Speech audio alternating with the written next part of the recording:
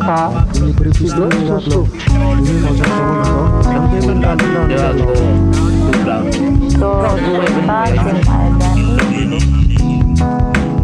to Toksave, Culture Talks, the podcast of Paradisec, the Pacific and Regional Archive for digital sources in endangered cultures.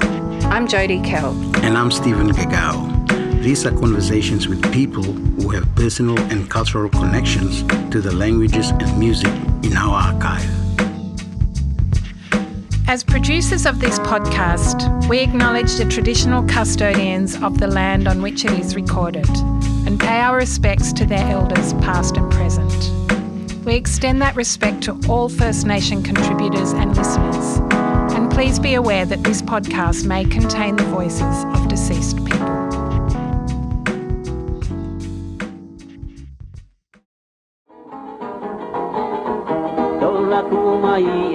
Tola kumai ena sidia ke barata kurongo mai sulia sileta na evula kuriri timu esu wairoro na itolo walurere kwa itolo naeruru malalu itoro na. This is the second episode of a two-part series about the music and culture of Northern Malaita in the Solomon Islands. You are listening to Tolaku Mai Ena, a Malaitan lament about working on Ena plantation and trying to go home for a family funeral without success. It was recorded in 1973 and shows how the singers Risafe and Mayatoa were skillfully drawing upon traditional song techniques in guitar-based music at the time. This episode will cover a wide range of music from Malaita, including traditional styles and instruments, as well as guitar-based songs that are in the IFO1 collection recorded in the 1970s by anthropologist Ian Frazer. We introduced Ian and Malaitan cultural knowledge holder Mary Sattin in the previous episode, in which they discussed the music and culture surrounding Ali nut harvesting. We suggest you go back and listen to episode 15 first, because we now hear from Mary and Ian again, as we learn from them about the context and meaning of the different music styles in the extensive IFO1 collection. The episode is filled with wonderful music excerpts that will take you back to the rich musical culture of Malaita in the 1970s, connecting Mary's lived experiences with Ian's recordings and delving into their knowledge of the fascinating history of the region. We will start with Maya Funua and Manunga of Takiniano and their group singing Animae, a form of narrative song that will be discussed by Ian and Mary.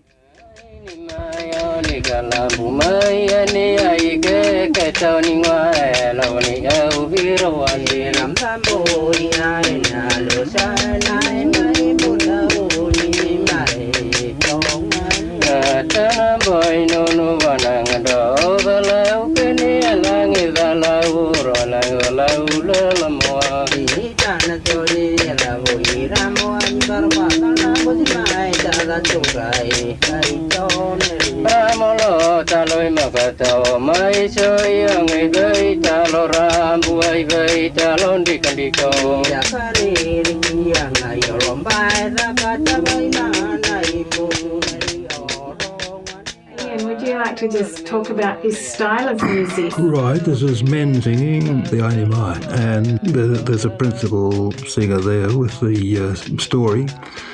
These are long stories about the ancestors. They can go on all night with good singers who's good memories. They're mainly sung sitting around in a group. The men, the singer will be in the middle, and on either side of him, or the other men clapping these sticks together to give the rhythm. The songs are extremely important to the group which sings them, because this is their relatives, their ancestors. They're singing about the adventures that they've been through, their exploits, travel to distant places, fighting other people, having big feasts, stories with lots of action and excitement. And the singers are expert. This is all in their heads, and to remember all the names is amazing. Next up, Risafe and Faubora performing an Animae about Lainimota at Lumabao.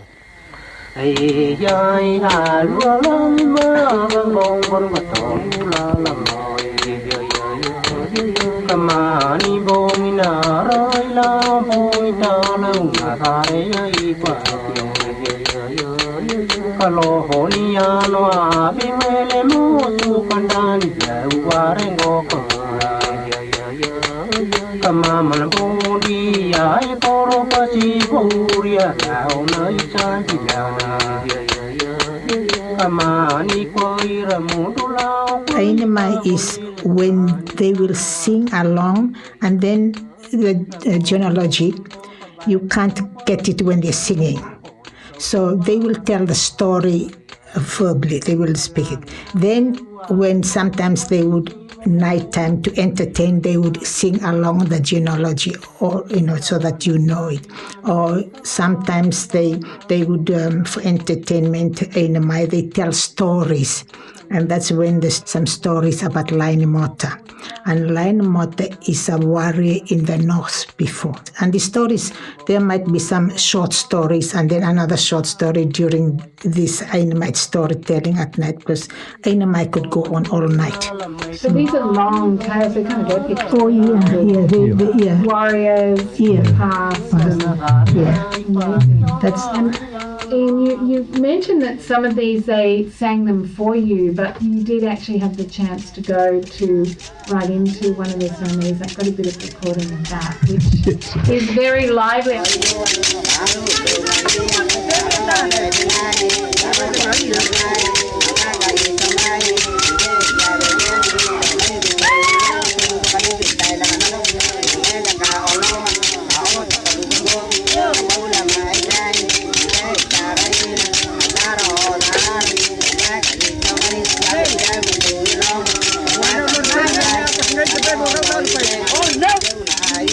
They would tell the story in the evenings, like in the evenings we would have somebody telling the kids, and that's how you know your generation, because you're saying, oh, that person is related to me through his mother and that, and so that's how we pass on. We know who our great-grandfather or who our cousins, even your fourth cousin, you still know them as if they are your first cousins, because through storytelling. And so this is the way of passing on knowledge. You didn't have books, no television, no history. This is the oral tradition. Oral traditions that passed on through the Animae. Because I grew up in that period where we would sit and my father would tell us stories of our generations, or look at the stars. That is, we call it 6 men going fishing, and all that through our parents. It's for storytelling, but I think it's social life. So it keeps it lively, so people they entertain us as well. Yes, I think one of those occasions was a marriage, and the Animae was part of the entertainment at night. And the songs were a bit different. Okay, so much lively, like fun. Yeah, there were a lot of fun stories, telling about tricksters who got up to all sorts of exploits in the past, and some of them very entertaining, some of them very bawdy, to suit the occasion. So being a wedding, everyone was having fun and enjoying themselves, and really enjoying hearing these songs and being able to interject and shout and so on. So I think the sense is that there were different occasions for different Animae, depending on what was going on, whether it was a mortuary feast or whether it was a marriage feast.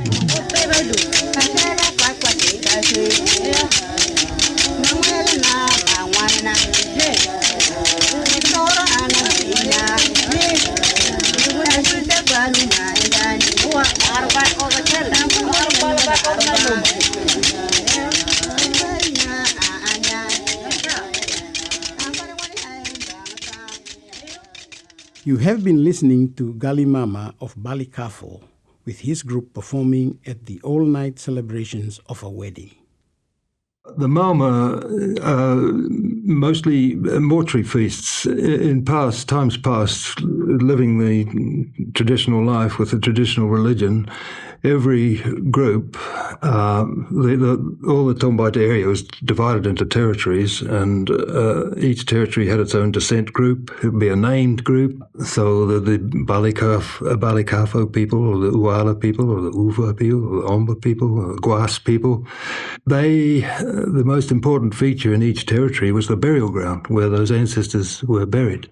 This is where the priest went to pray and to sacrifice and to communicate with the ancestral spirits who they believed had full power over their lives and had to be supplicated in ways that were demanded, sacrificing pigs or whatever to please the ancestors. There were two kinds of music going on.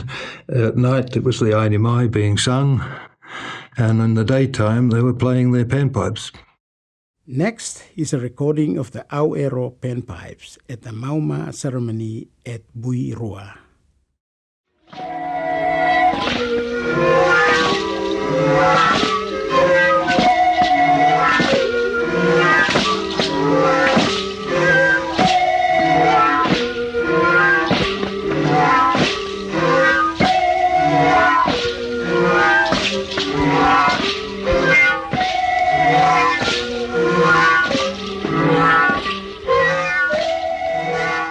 So what is the pipes like, the panpipes like? What are they made out of? They're bamboo, and there's two types of ensemble, I suppose, or a collection of players, up to 20 players or even more sometimes. And the pipes will vary in their tuning, the pitch and so on. So there are two main groups, the Auero, which are larger pipes and deeper sound.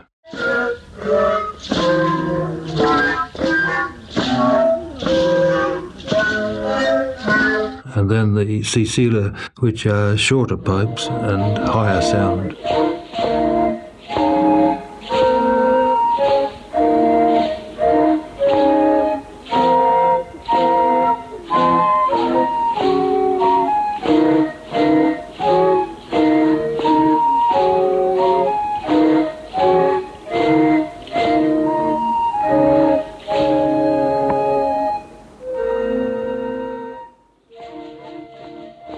That was the Arufafia Panpipe Group performing at Labu. The musicians were Iroquois, Omerara, Manunga, Iguai, Tolari, Aunau, Buafao, Laumama, Lani, and Anisi.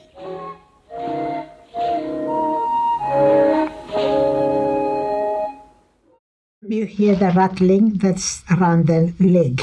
That's the falika. The rattling where it's tied around the leg. And it's always tied only to one leg, the leg that you're going to stamp on the ground. And they're seed pods, aren't they? Yeah. You don't find this anymore along the coast. It's in the hills now you can find. Yeah. So that's the falika. And used for dancing. Yeah. And you've got one more in there. And not in that one, I didn't hear it. Here is kisi kisi. You hold it in your hand. And did your village have one of these panpipe? They have them. They have them for dancing. Yes. Yeah. Yeah. And what's the dancing like?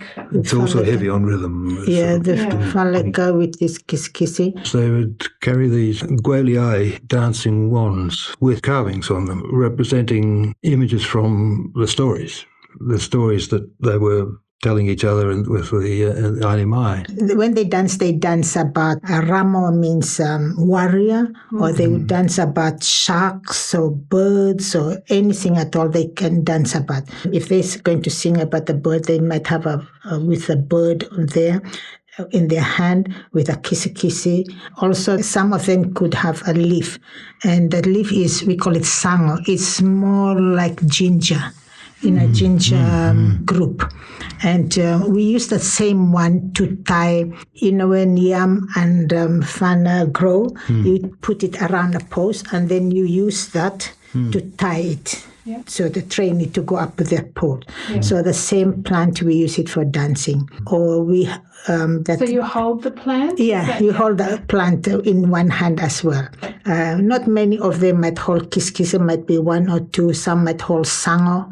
And also you will come across another plant where I think it's all gone now. I haven't seen it for quite a long time. We call it ri. It's a very strong scented plant, almost like croton, but very thinner, not big. And they would put it around their arms here. And that's nowadays they use all sorts of leaves. Before, the only one I could see them using was sango to hold it, and the ri for smell nice, to decorate themselves with it. Yeah. And to give an idea of the energy,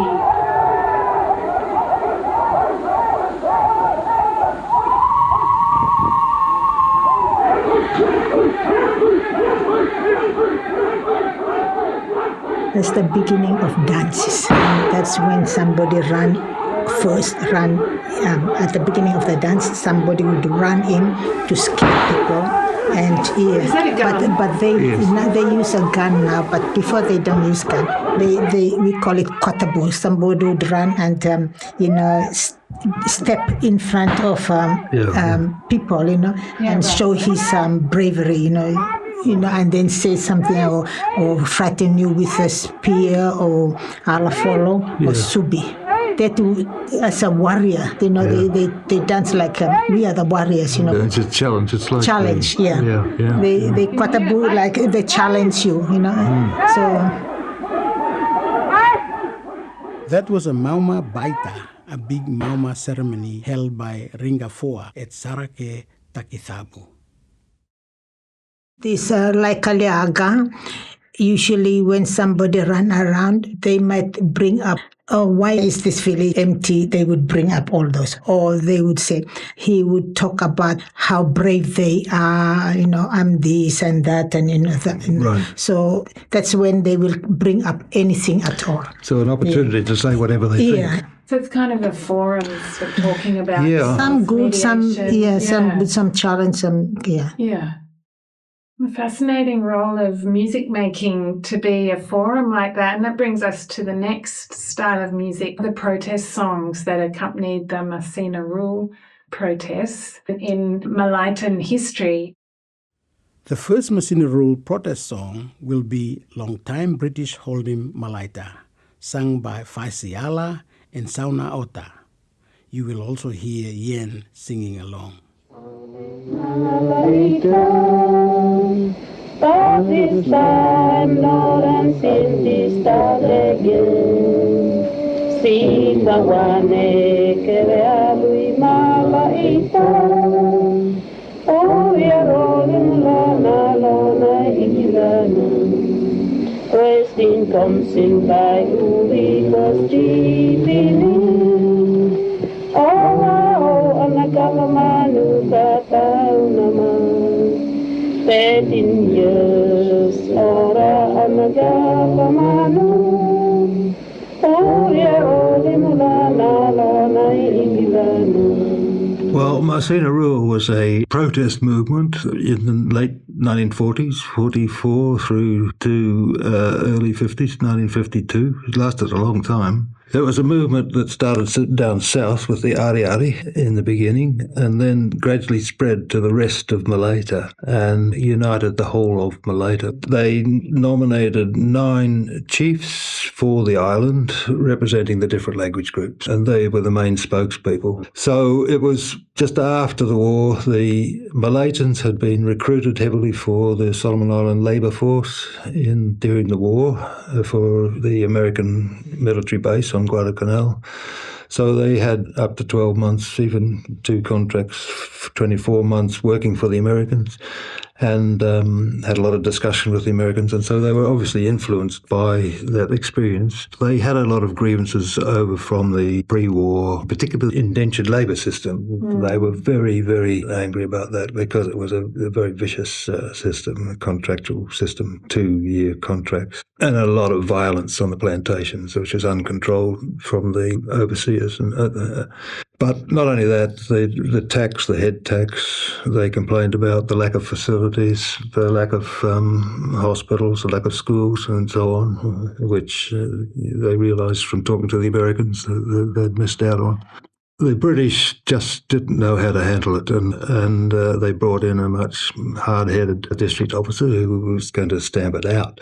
They arrested with armed parties. They arrested the head chiefs and also some of the minor chiefs in August 1947 and took them off to Honiara and put them on trial for sedition, invoking very old English legislation which went back to the 1700s to try and argue.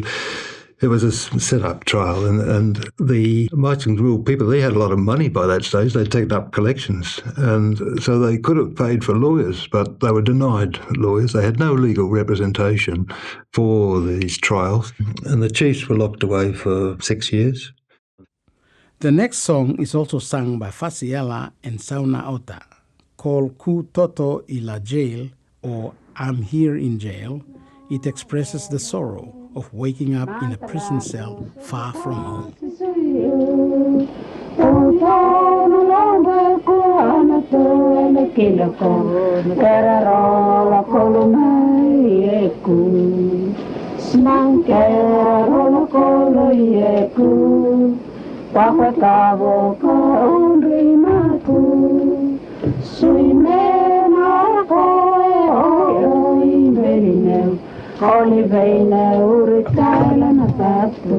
They then reinforced the island with more police and more district officers and another outpost at Malu in 1948.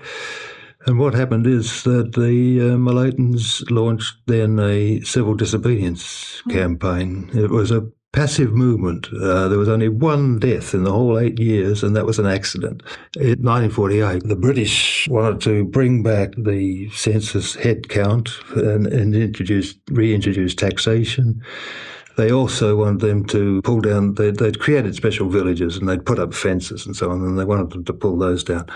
But they said no, they refused to obey and went to prison in big numbers, hundreds, thousands of them were put away for 3 months or 6 months and put into hard labour on the roads up north. And a lot of these songs which I recorded in the 1970s are about the later civil disobedience. Now we hear Risafe and Mayatoa singing Baelana Fuli Sifi. It is based on the actual words of the chief of the Ngongoroao Peninsula as he boosted the morale of the Maasina Rule protesters.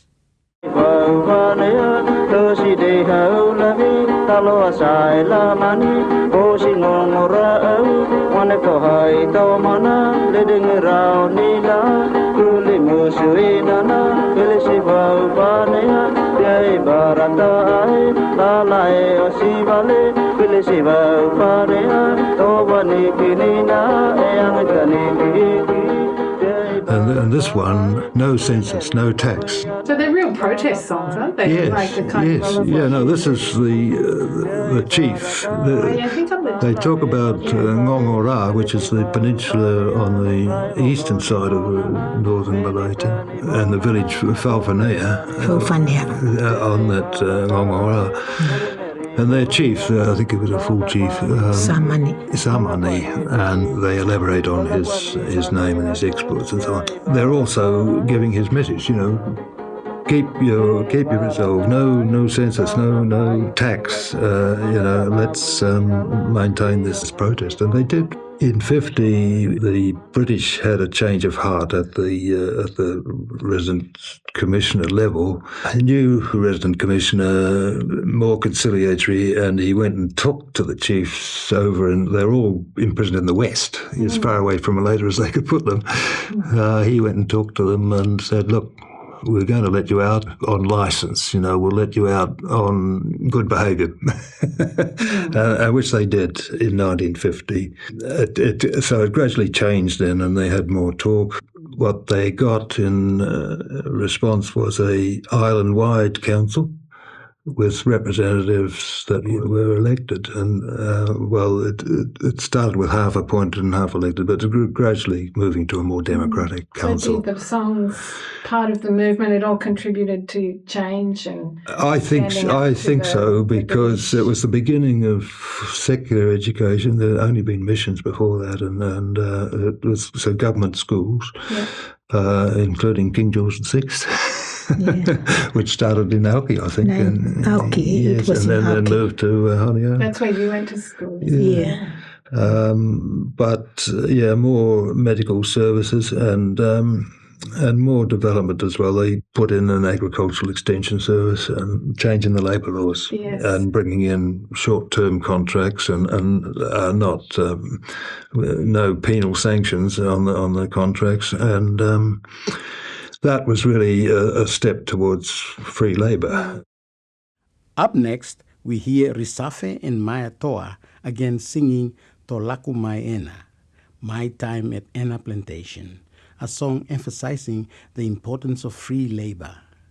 It expresses the human cost of the harsh plantation contracts that meant people could not return home for important family events.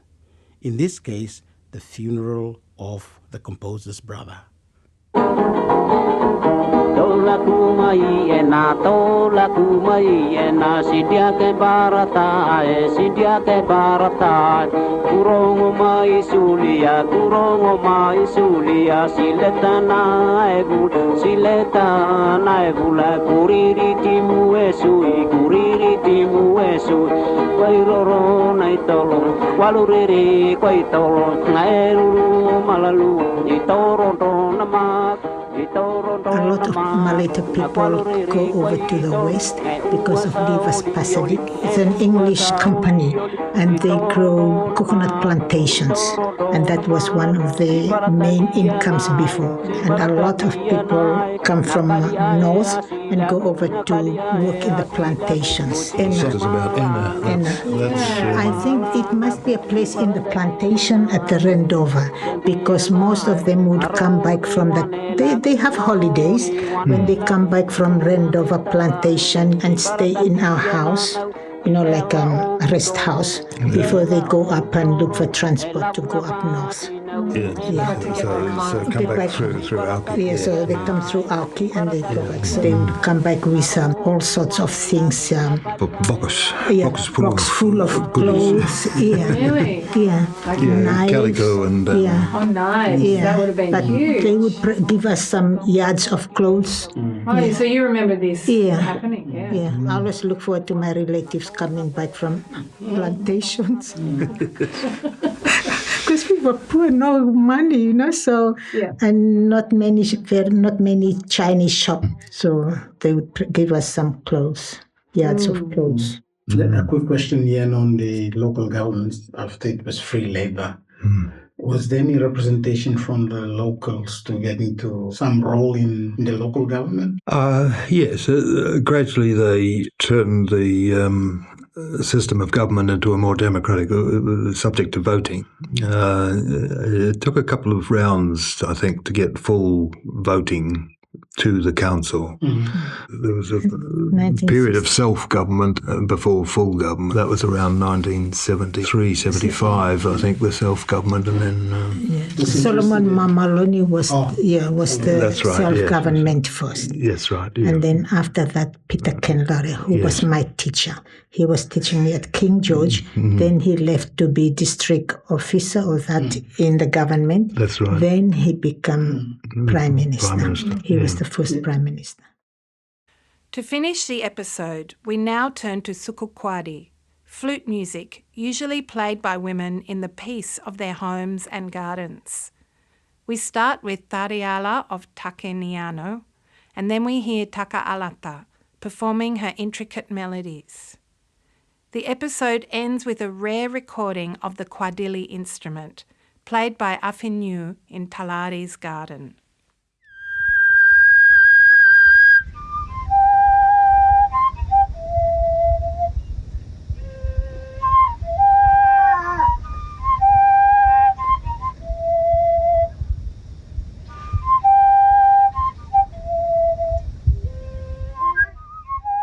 So what's this instrument? What have we got going on here? This is the flute, a transverse flute, bamboo flute, sukukwandi, played by women mainly, and played just for their pleasure, I guess, around the house with the children, maybe in the garden as well. Very relaxing music because there's a limited number of notes and intervals on the sukukwandi, just with the two holes at each end. And the shift in, they can get a shift in octave, just by extra blowing and so on. But it's very restricted. I did find one that is really very brilliant, Taka'alata.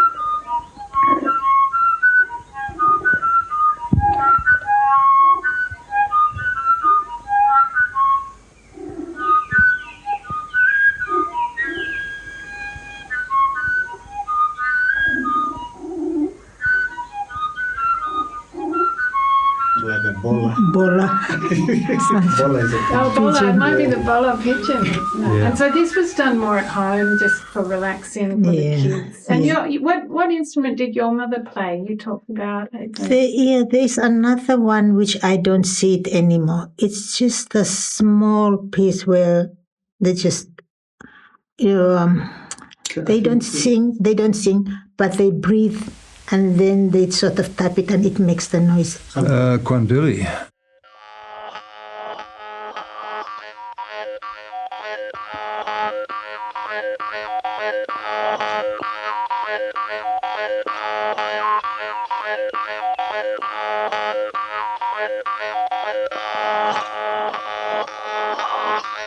And she played this for you around the house? Well, no, only sometime, not very long time ago. It's just, and not only her, but some other women from the bush, they would have that. But this was for long, I think when I reached my maybe 8 or 10 years old, I don't see that anymore. I remember only the very old ladies doing that. And now I don't see it anymore.